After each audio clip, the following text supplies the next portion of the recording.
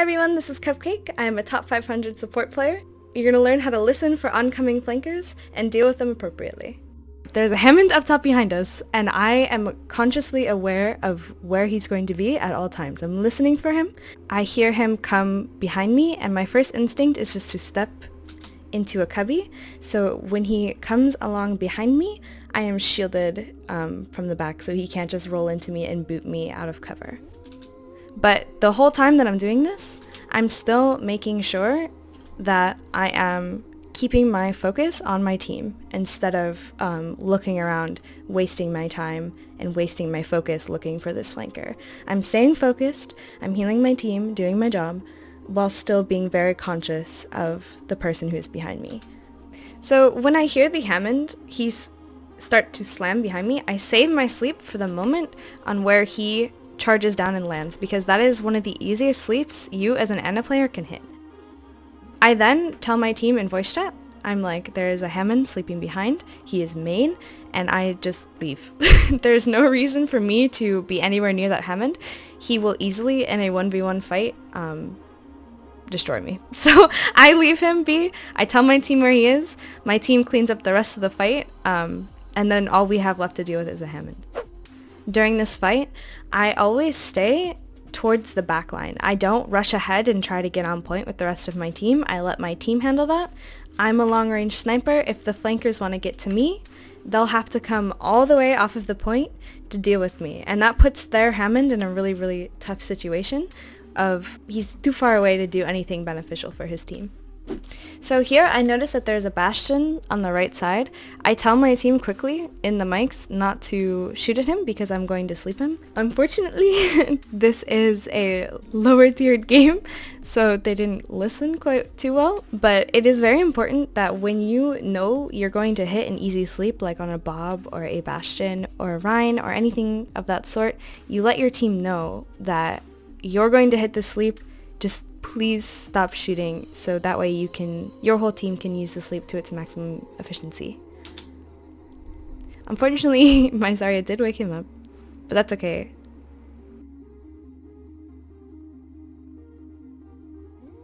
A lot of the times on 2CP maps, people don't know when to engage and disengage, and it's very important to understand that the defenders will always have the faster respawns, and for you as attackers to know when the fight is winnable. So for a lot of this, it's almost about 2 minutes. My team is kind of staggering in and out with the enemy team, and we do manage to get 2 ticks out of the fight, but we spend 2 minutes getting 2 ticks when we could have backed out, re-engaged with their ultimates, and taken the whole point in maybe less than 1 minute. So just trying to keep these fights clear and concise so that you get the most amount of time in the least amount of fights is really what you want to do. So right here we're jumping into our defense, which is when defending your supports as Ana comes most into play. You're going to be dealing with all sorts of flankers. So here I take a position where I'm playing most to Ana's strengths, and when the enemy team pushes in, I am able to hit easy nades over this rooftop here onto them and anti them to give my team the advantage in the fight. I am also out of the line of sight of that top right window in choke. So if, let's say, they have a Widow or Hanzo or something and he wants to take some pot shots at me, he's not able to without maybe coming up over the gate and standing up there, which would put him in a way more vulnerable position to my Hanzo, who is on that catwalk. In this situation here, it is very hard for flankers to get to me, so let's see how this plays out. So you see, I'm not really peeking all that much when it's unnecessary because I don't know what they're running. I see that they're running a Winston and a Hammond, and I immediately call that out to my team. See, up here I'm able to heal pretty much everyone on my team, and I have a view of the point for when my team rotates. So here, I hear the monkey leap up, and I get ready to sleep him. I notice that he doesn't use his bubble, so I assume that it is off cooldown, which can be a very risky assumption. A lot of the times, monkeys will wait a second after they jump to drop their bubble to try and bait you into using your sleep and leaving you defenseless. But I take the kind of risky sleep here, and it works out in my favor. So I'm able to ignore him and help my team on the point for a little bit. Unfortunately, we do end up losing it, but I am able to deal with the Winston for the time being to focus on helping my team more. So here on this map, it's so strong for Anna. She has so many sightlines that she can take advantage of. A lot of the times when your team is playing on the left side, it is good as Anna to take opposite angles so you have more visible sightlines on them. A lot of the times lower level Annas will stand where they think is the most safe but isn't the most beneficial to their team. It's always good to find a very good balance where you are very safe and where you can see your team. So I'll show you what I'm talking about. So I notice my team is taking the left side and I rotate to the right. And then that way I'm able to see the people that are on the left side high ground, and I'm able to see the people that are on the catwalk by the windows. I'm able to help everyone on my team.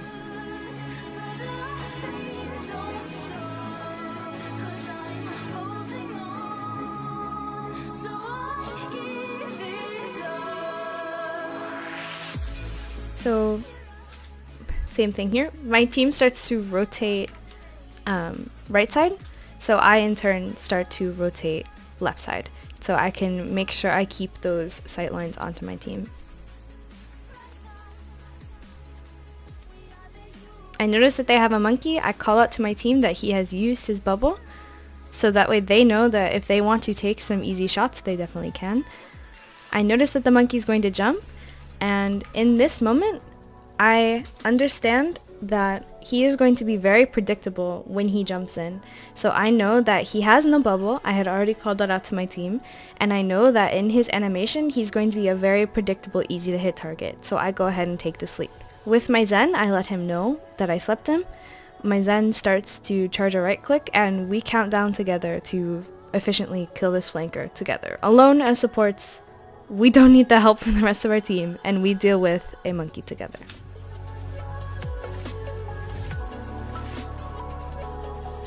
Something that I could have done here while our Zen was charging his right click, because there is a second or two of extra time, I could have been looking over at the rest of my team. You can see there's a critical Hanzo in the corner. I could have been healing our Rhine or doing some DPS onto the enemy team.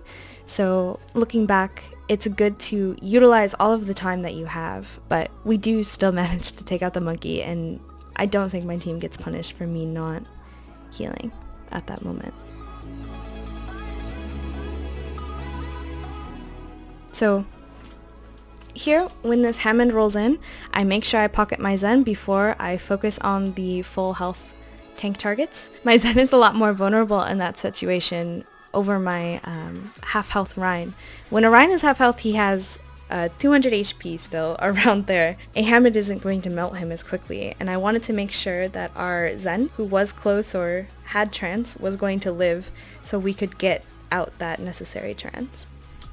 So here when the Hammond pushes me, I wait for him to start shooting before I use my cooldown to sleep him. Once he's slept, I make a call out to my team, and I let them know while I'm being effective and while I'm healing that there is a Hammond asleep right next to me. I don't just stare at the Hammond like before. And they come and help me out with the Hammond. So it's not just me alone. Communicating with your team that there is a flanker on you is very important as a support, but you also need to learn how to deal with it yourself. Your team is not always going to be there to help you. And that's not any fault of their own, that's just kind of how the game works. So here, I noticed that the monkey has no bubble, and I watch him out of the corner of my eye go left side high ground. So I in turn rotate to the right, and I call out to my team that that's where he is. Our McCree goes that way out of spawn and automatically is able to flash him around that corner because he knows he's already going to be there. And he is dealt with pretty easily and quickly.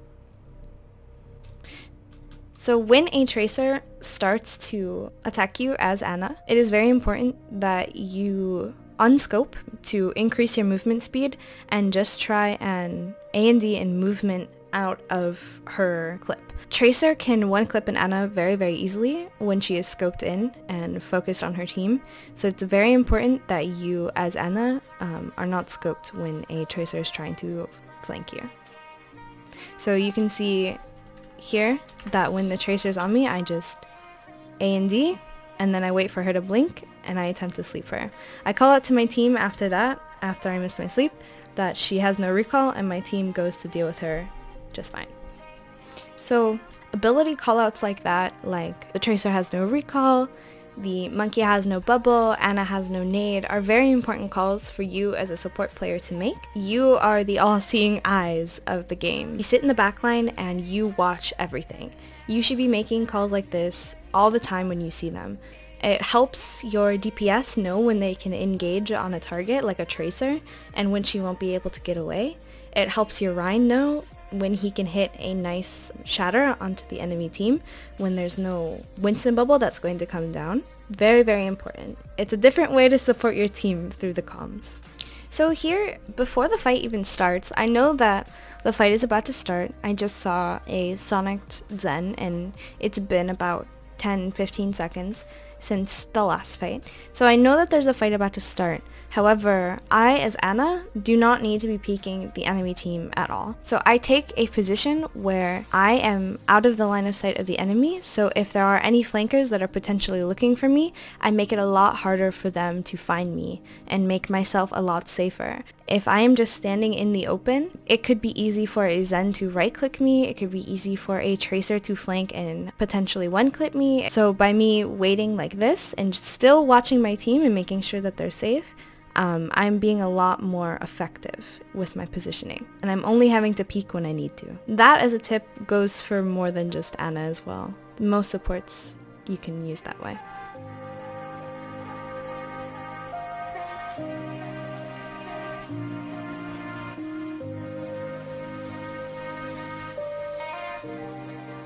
Something about Hanamura as well, it is very easy as a defender and a support player to play close to the spawn, and when a monkey starts to jump you, you can just back up towards the safety of your spawn, and he is left in a very bad position where he is basically in the middle of your team with no cooldown. So if you are ever pushed by a Genji or a Tracer or a Winston coming at you while you are close to your spawn, you can just back up safely. They cannot follow you, and they are left in a very vulnerable position by your team.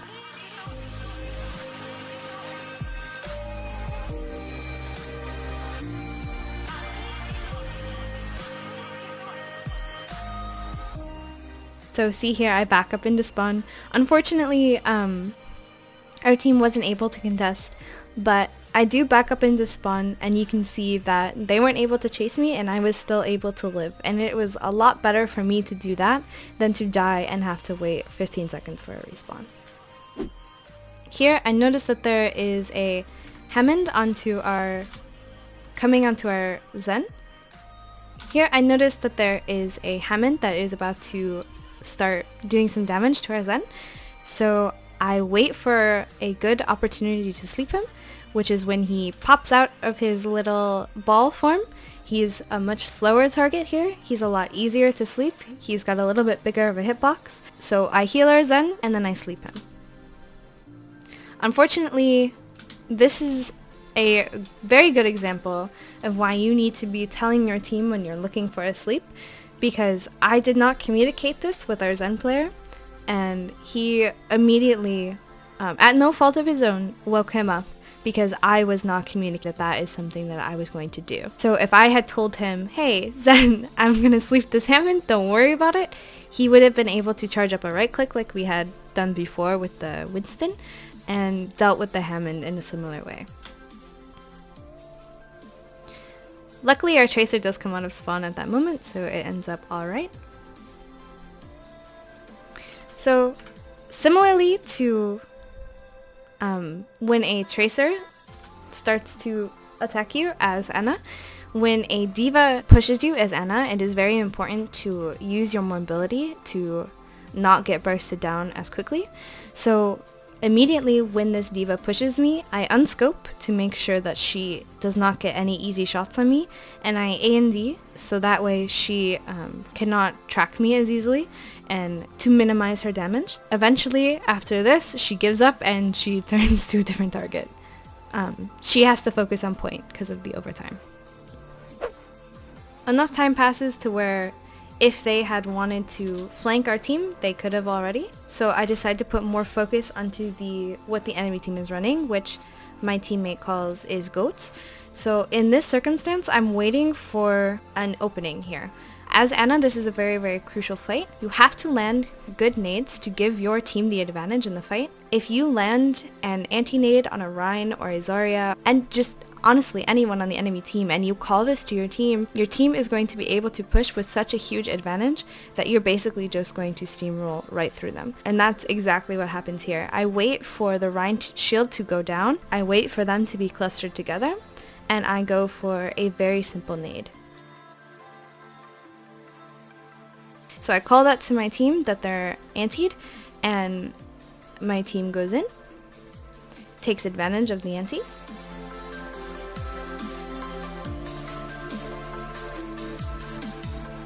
and similarly I just sit at choke in a place that is very safe to me. I have a wall to my right. I'm able to see the team in front of me onto the point, but I'm not able to take any sort of damage from the diva or the torp that is left.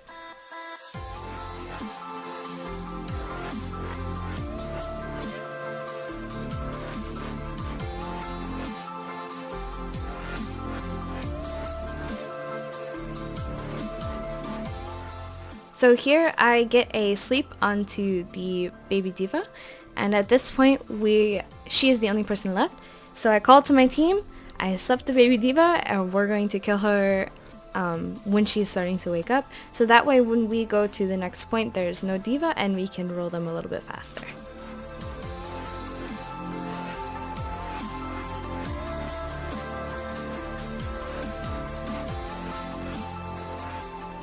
So here in this moment, a Winston jumps onto our Hanzo, and I immediately call to our Hanzo that he needs to leave the bubble so that way I can help him. Making calls like this is very important because a lot of the times when a player is being flanked, he is not aware of where your healers are or what he needs to do to get help. So making simple calls like this, like, I can help you if you come out of the bubble, or break the bubble, or I'm to your right, I'm here, things like that will help the player not panic as much, react to the situation how he needs to.